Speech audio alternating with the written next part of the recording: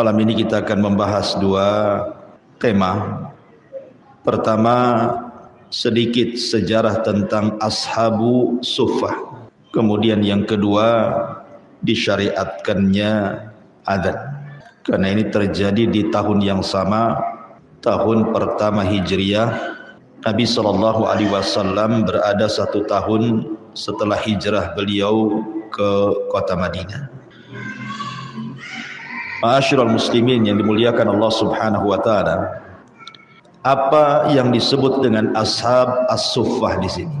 Kita tahu bahwa ketika Nabi SAW datang ke kota Madinah dan belum ada peralihan kiblat, masih berkiblat ke Baitul Maqdis selama 16 bulan. Baru setelah 16 bulan, maka kemudian Nabi SAW diperintahkan Allah untuk mengalihkan kiblat, dan itu betul-betul berubah 160 derajat. Jadi kalau saya analogikan di masjid ini, ketika kiblat kita berada di Baitul Maqdis, maka kita sholat sebelah sana. Tiba-tiba kemudian setelah kiblatnya diarahkan ke Ka'bah ke sana, otomatis yang tadinya biasa manusia safnya sebelah sana akhirnya berpindah ke sini semua. Jadi sebelah sana jadi belakangnya. Lah belakang Masjid Nabi SAW yang dulunya tempat sholat waktu mengarah ke Baitul Maqdis, oleh Nabi SAW dibuat atap, tetapi tanpa dinding, dan atap itu diistilahkan dengan suffah. Jadi suffah itu artinya sebuah tempat yang hanya ada atapnya tetapi tidak ada dinding kiri kanannya. Lah ashabus suffah itu tinggal di situ, di belakang masjid Nabi SAW. Siapapun yang kemudian tinggal di situ, tidur di situ, berarti mereka adalah ashabu suffah, dan mereka sudah terbiasa dengan kefakiran, kesabaran, zuhud, qanaah, dan begitu seterusnya. Ashabu suffah sendiri dari segi bilangan atau jumlah itu memang terkadang tambah, terkadang berkurang. Tetapi yang menetap, kata para ulama, sekitar 70 sampai 100 sahabat. Itu yang menetap. Adapun yang tidak menetap ya kadang-kadang bisa lebih daripada 100. Karena ashabus suffah sendiri terbagi menjadi 4 kelompok.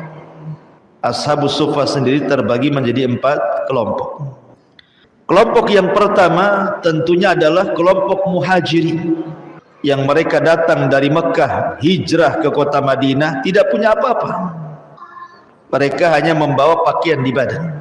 Mereka tidak punya tempat tinggal, dan sebelum mereka kemudian dipersaudarakan oleh Rasul dengan orang-orang Ansar, maka sementara waktu mereka tinggal di Suffah. Makanya mereka disebut ashabu Suffah. Ini kelompok yang pertama. Kelompok yang kedua, ashabus Suffah itu terkadang mereka adalah wufud. Wufud itu artinya orang-orang utusan kabilah yang datang ke kota Madinah untuk masuk Islam. Maka sementara mereka tinggal di kota Madinah, mereka bergabung di tempat ashabus suffah sebagai penginapannya. Ini kelompok yang kedua. Kelompok yang ketiga adalah orang-orang yang ziarah ke kota Madinah mencari pekerjaan.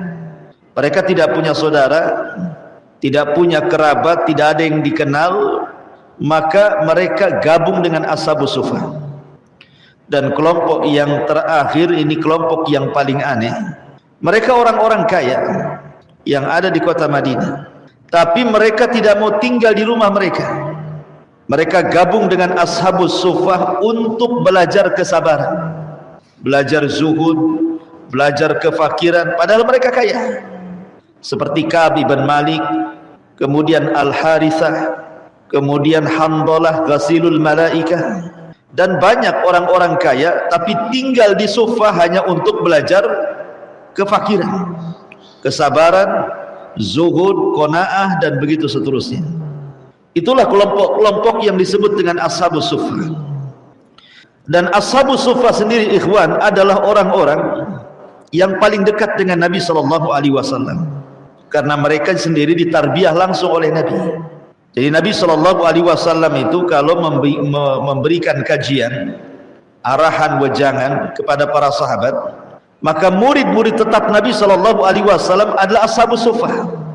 Sehingga wajar dari ashabus suffah ini keluar para muhaddithin ahli hadis, para qurra, pakar-pakar Quran, para mujahidin ahli-ahli jihad, dan orang-orang hebat dalam Islam.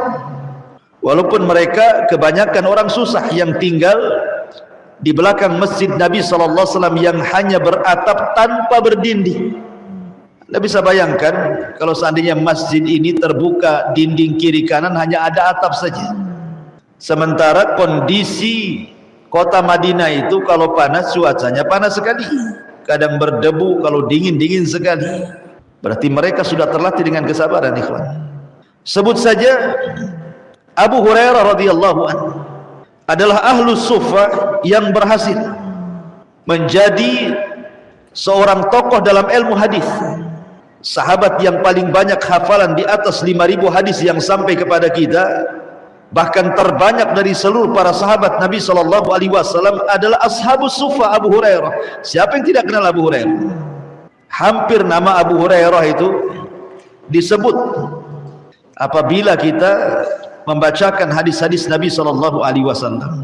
Kalau di masjid-masjid setiap Jumat disebut tuh sebelum khatib naik mimbar, an Abi Hurairah radhiyallahu an qala Rasulullah sallallahu alaihi wasallam. Abu Hurairah disebut tuh hampir di semua masjid. Siapa Abu Hurairah itu? Ashabus suffah, menjadi pakar hadis dunia, rujukan dunia hadis Nabi SAW dari Abu Hurairah. Atau kita kenal sahabat yang masyhur adalah Abu Dzar Al-Ghifari, ashabus suffah, Abu Dzar Al-Ghifari. Kemudian kita kenal Salman Al-Farisi. Siapa yang tidak kenal Salman Al-Farisi? Orang yang berputar-putar dari negaranya sampai ke kota Madinah, bolak-balik masuk agama sampai terakhir memeluk Islam, ashabus suffah. Kemudian Handalah ghasilul malaikah, ketika dia sudah menggauli istrinya tidak sempat junub, kemudian dipanggil jihad, mati syahid dalam kondisi junub. Ketika meninggal para malaikat turun sibuk untuk memandi besarkan ruhnya, maka disebut ghasilul malaikah, melahirkan para mujahidin dan para syuhada. Kemudian ada namanya Hudzaifah ibnul Yaman, pemegang rahasia Nabi SAW. Semua hadis-hadis fitnah dihafalnya, bahkan nama-nama orang munafik ada di tangannya yang tidak diketahui Abu Bakar, Umar, Utsman, Ali dan semua sahabat tidak tahu nama-namanya kecuali Hudzaifah ibnul Yaman. Sampai-sampai Umar datang kepada Hudzaifah dan mengatakan, ya Hudzaifah, asammanin Nabi sallallahu alaihi wasallam anni munafiq. Kata Umar, ya Hudzaifah, ada enggak Nabi menyebut-nyebutku bahwa aku termasuk munafik? Umar saja tanya sama Hudzaifah. Padahal Umar itu orang kepercayaan Nabi, tidak diberitahu juga. Hudzaifah ibnul Yaman ashabus suffah. Kemudian kita kenal juga ashabus suffah adalah Khabbab ibn Arad, ma'ruf Khabbab ibn Arad. Kemudian Abdullah ibn Mas'ud radhiyallahu anhu, Abdullah ibn Mas'ud yang direkomendasikan Rasul untuk diambil Al-Qur'annya. Kemudian di sana ada Suhaib ibn Sinan Ar-Rumi. Kemudian di sana ada Salim ibn Ubaid Al-Ashja'i. Kemudian Safwan ibn Baydha Al-Fahri. Kemudian Talha ibn Amr An-Nadhari. Kemudian Zaid ibn Khattab. Kemudian juga Hubaib ibn Yasad ibn An'abah. Dan banyak lagi, ada Ka'ab ibn Malik, Wasilah ibn Asqa, termasuk Irbad ibn Sariyah yang meriwayatkan hadis Nabi SAW tentang nasihat Rasul di Haji Wada. Jadi kesimpulannya ashabus suffah ini keluar dari mereka, walaupun mereka para orang-orang fakir, orang-orang miskin yang hidup sekedarnya dan seadanya, tetapi dari ashabus suffah ini saya katakan keluar para mujahidin, keluar ahli qurra, pakar-pakar Quran, keluar para muhaddisin, ahli-ahli hadis, dan begitu seterusnya. Ma'asyiral muslimin yang dimuliakan Allah Azza wa Jalla. Dan kebanyakan ashabus suffah itu makanannya setiap harinya hanya makan tamr. Jadi Rasul menjatah 2 orang itu makanan satu hari itu 1 mud tamr. 1 mud itu begini, dibagi 2 orang, itu makan 3 kali, pagi, siang, sore, hanya makan tamr. Antum tahu tamr? Tamr itu kurma kering, kalau kurma basah namanya rutab.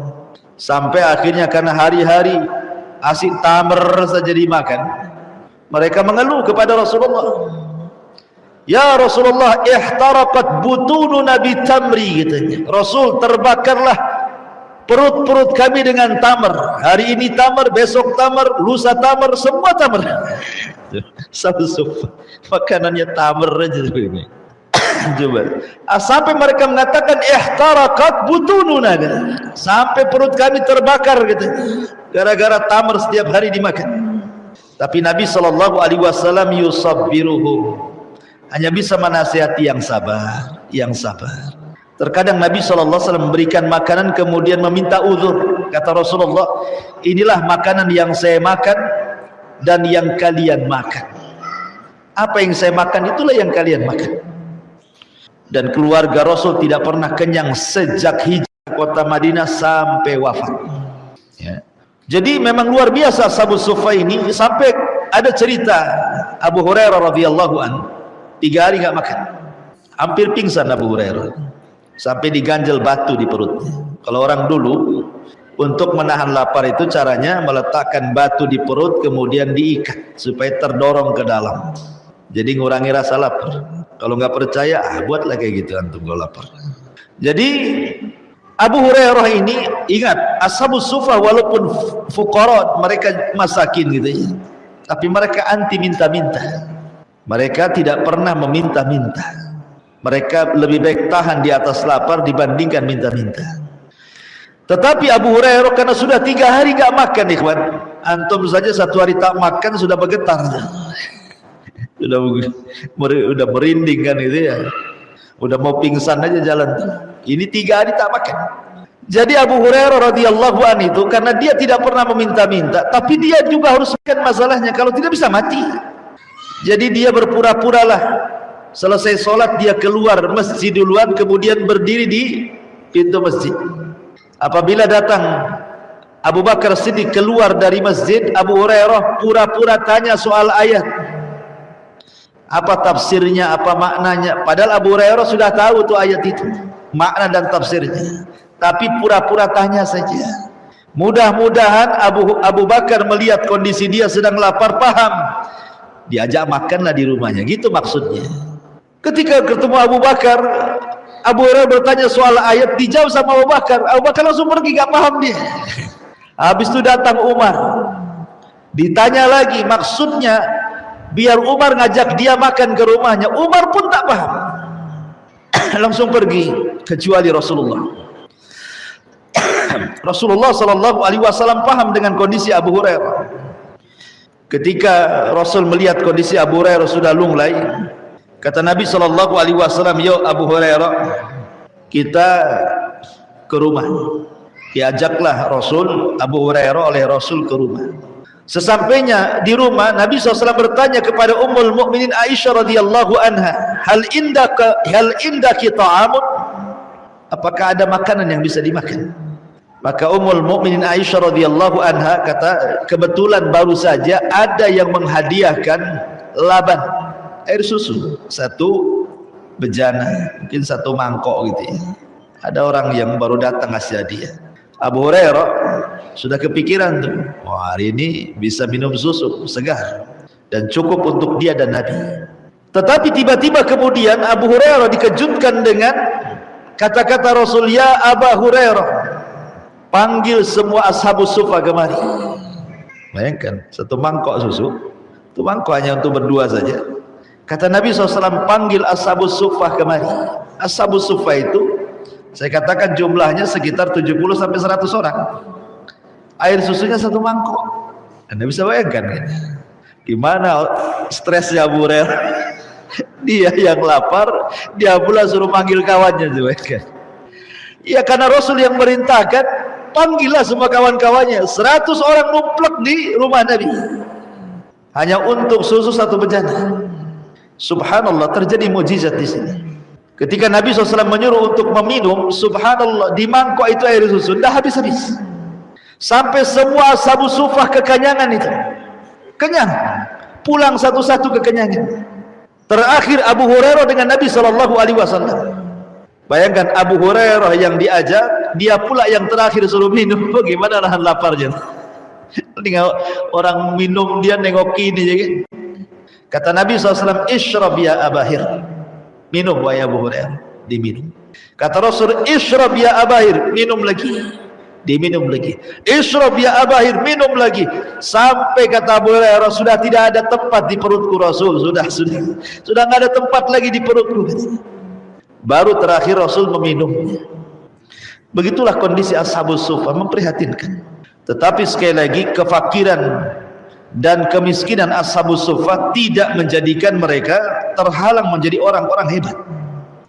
Ya wajar, karena yang mentarbiah mereka secara langsung adalah Nabi SAW. Ashabus suffah terkenal, mereka orang-orang yang saimun ahli puasa, qaimun ahli qiyamul lail, bukaun ahli menangis, dan begitu seterusnya. Itu ashabus suffah, kisah ashabu suffah. Kemudian kita masuk pada pembahasan kedua tentang sejarah azan. Semua terjadi di tahun pertama Hijriah, pasca hijrahnya Rasul dari Mekah ke Madinah. Ma'asyiral muslimin yang dimuliakan Allah Azza wa Jalla, ketika disyariatkan salat kepada para sahabat, maka ketika itu belum ada azan, belum ada alamat tanda bagaimana caranya memanggil orang untuk salat. Maka sebagian para sahabat mereka mengira-ngira waktu. Sudah masuk zuhur ini, zuhur. Udah masuk asar, asar gitu. Ngira-ngira waktu. Karena tidak ada panggilan azan masalahnya. Lah ketika itu kemudian para sahabat berkumpul, berdiskusi. Gimana caranya ngundang orang datang ke masjid. Sebagian sahabat mengatakan, gimana kalau kita tiru saja orang Nasrani gitu. Kita pukul saja lonceng. Biar kalau dengar suara lonceng, orang datang ke masjid. Yang lain mengatakan, janganlah kita tiru orang Yahudi saja pakai trompet katanya. Kita tiup saja trompet, kalau ada suara trompet, itu datang waktu sholat. Sebagian sahabat mengatakan, jangan kita tiru seperti orang Majusi, kita letakkan saja api di atas bukit. Kalau udah ada api di atas bukit berarti datang waktu sholat. Dan macam-macam ide-ide para sahabat. Kemudian setelah mereka banyak ide, disampaikanlah ide ini kepada Rasulullah. Tapi semua ditolak oleh Rasul. Tidak ada yang diterima ide-idenya itu. Sampai suatu malam, Abdullah ibn Zaid al-Ansari radhiyallahu an bermimpi. Abdullah ibn Zaid al-Ansari ini bermimpi. Dalam mimpinya dia sedang memegang lonceng yang biasa ditabuh oleh orang Nasrani. Kemudian dalam mimpinya berjumpa dengan malaikat. Kemudian malaikat yang menjelma manusia ini dalam mimpinya mengatakan kepada Abdullah ibn Zaid al-Ansari, maukah ku bertanya, itu lonceng untuk apa? Kenapa kau bawa lonceng? Maka Abdullah ibn Zaid mengatakan, untuk memanggil manusia supaya datang untuk sholat.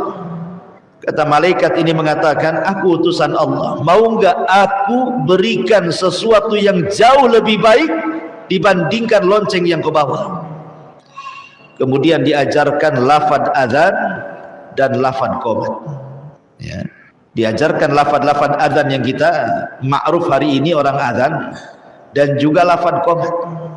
Cuman bedanya kalau adzan diulang 2 kali, kalau qomat itu cuman 1 kali saja kan.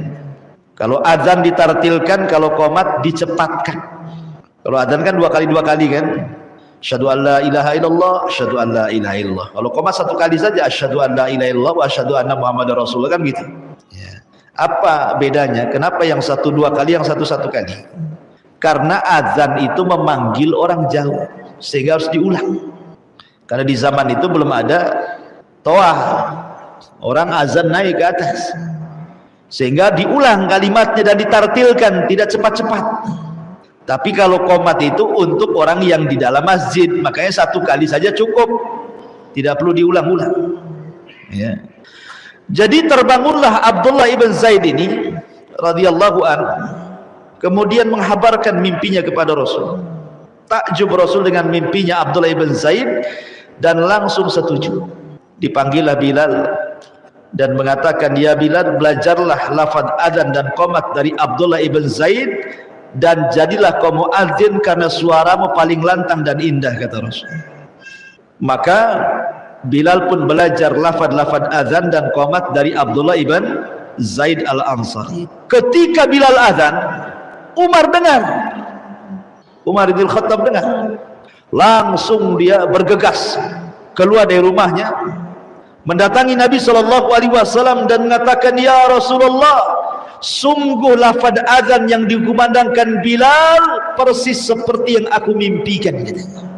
Berarti yang mimpi itu dua orang, tapi yang menghabarkan pertama kali kepada Rasul adalah Abdullah ibn Zaid. Umar ini memperkuat saja karena mimpinya sama.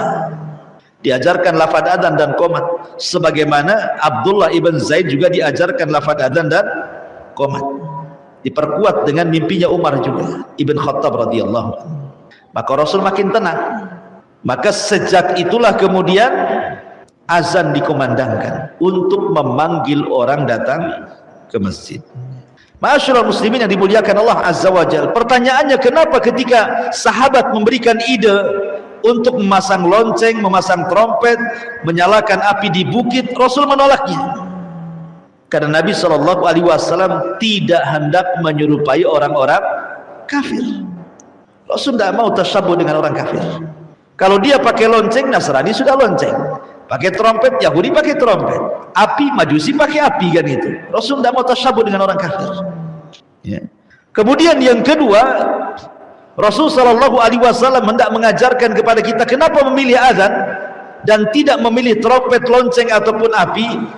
Rasul ingin memanggil salat itu ada makna ruh di dalamnya, ada panggilan ruh. Kalau suara trompet, apa panggilan ruhnya? Nggak ada ruh di dalamnya. Suara trompet saja atau suara lonceng saja. Tapi suara adzan ini ada panggilan ruh, ada ruh di dalamnya, ada makna-makna yang indah dari kebesaran-kebesaran Allah.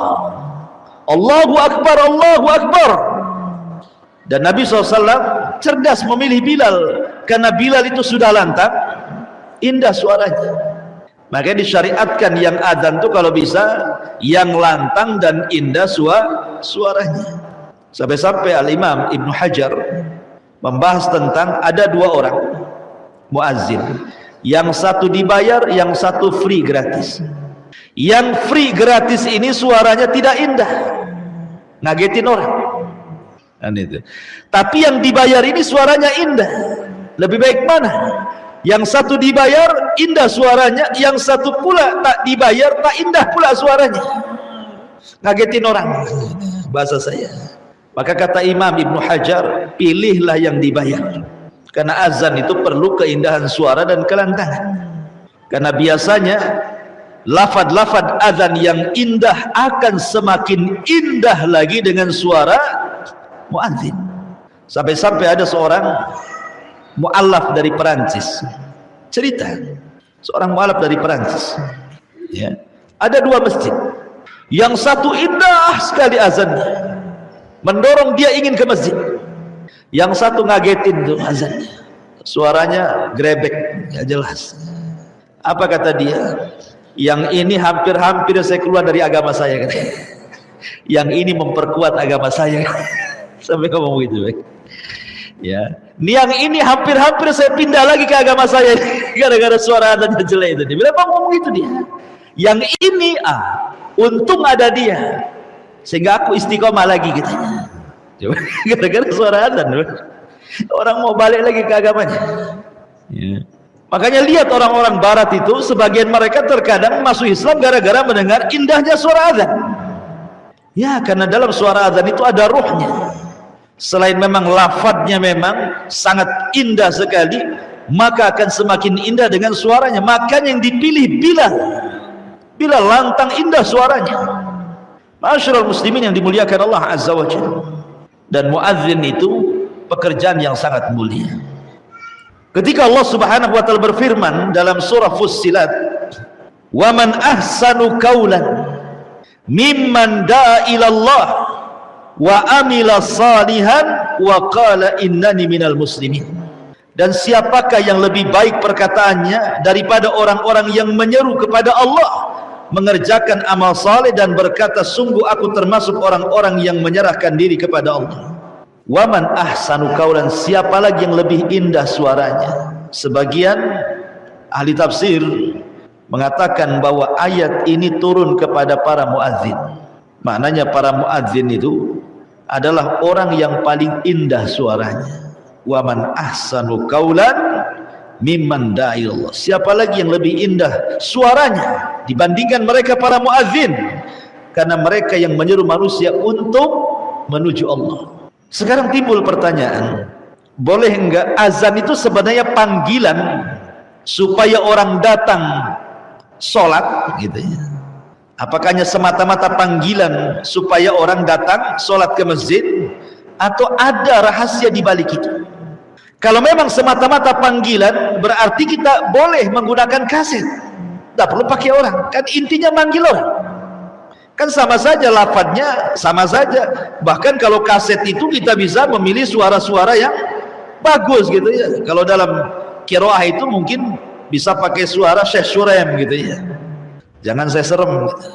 Jadi kalau mau azin itu kita cari yang bagus gitu ya, langsung aja kita setel ya pakai YouTube, langsung mic-nya depan YouTube ya, mungkin terperanjat semua, indah sekali suaranya.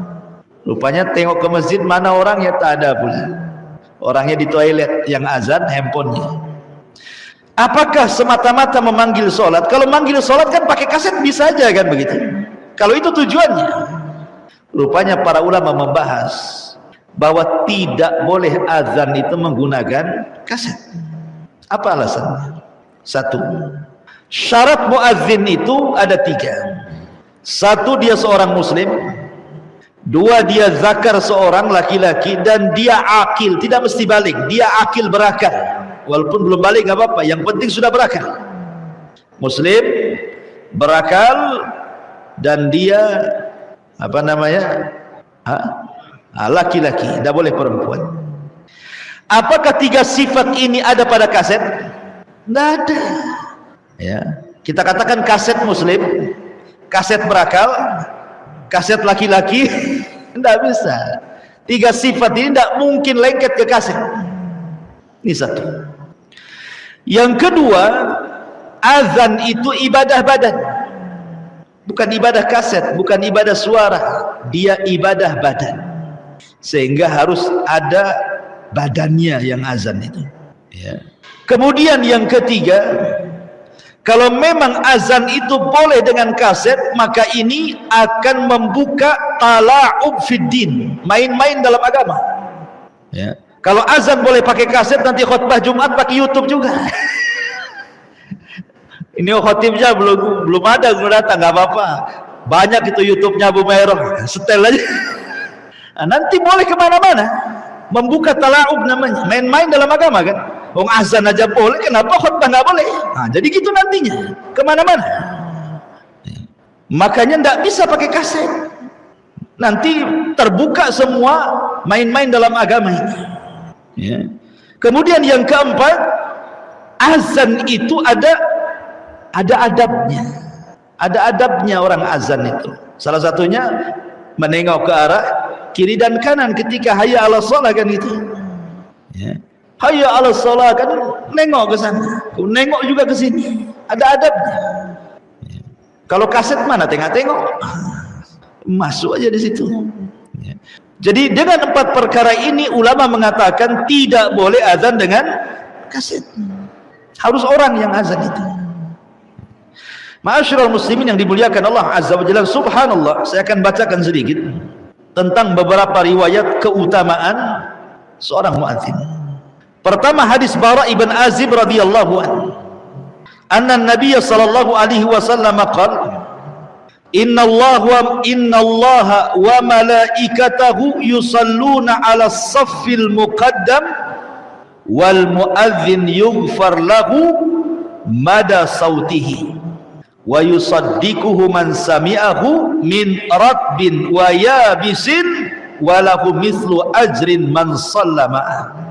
Kata Bara bin Azib radhiyallahu an, Nabi SAW bersabda, sesungguhnya Allah dan para malaikatnya akan bersolawat kepada orang-orang yang berada di saf terdepan dalam solat, dan para muadzin, perhatikan, dan para muadzin akan diampuni dosanya sepanjang suaranya, dan dia akan dibenarkan oleh segala sesuatu yang mendengarkannya, baik benda itu basah, benda itu kering, dan dia akan mendapatkan pahala sebanyak orang yang diajaknya.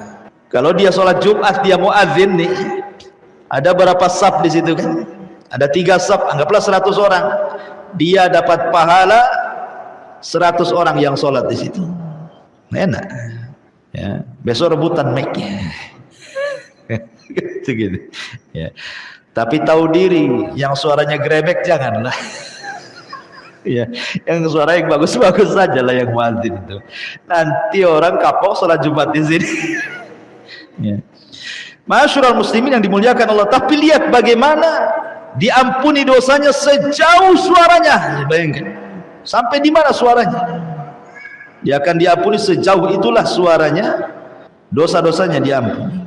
Kemudian juga hadis yang kedua dari Abi Hurairah radhiyallahu anhu, dari Nabi sallallahu alaihi wasallam, "Lau ya'lamun nasu ma fin nida'i was-saffil awal, thumma lam yajidu illa an yastahimu alaihi lastaham, walau ya'lamuna ma fi at-tahjiri lastabaku ilaihi, walau ya'lamuna ma fil atamati was-subhi la atauhum walau habwan." Kata Nabi SAW, seandainya manusia mengetahui pahala yang akan didapat pada panggilan azan dan saf pertama, kemudian mereka tidak bisa mendapatkannya kecuali dengan undian, maka mereka siap diundi. Mungkin bahasa bebasnya, kalau ada muadzin sudah megang mic, kita datang, saya kasih 100.000 sayang azan, mau enggak? Gitu maksudnya. Kalau muadzin ini tahu pahalanya, oh enggak mau, 100 juta pun enggak mau. Cuman karena tidak tahu pahala, 2.000 pun mau. Ah sini ambil itu, karena enggak paham pahalanya. Sudah azan, pas lah. Iya, sudah azan, pas pula pembahasan azan. Terlagi mau azan. Taib, ini saja yang bisa sampaikan. Mudah-mudahan ada manfaatnya. Subhanakallahumma bihamdika, asyhadu an la ilaha illa anta astaghfiruka wa atubu ilaik. Allahu ta'ala. Assalamualaikum warahmatullahi wabarakatuh.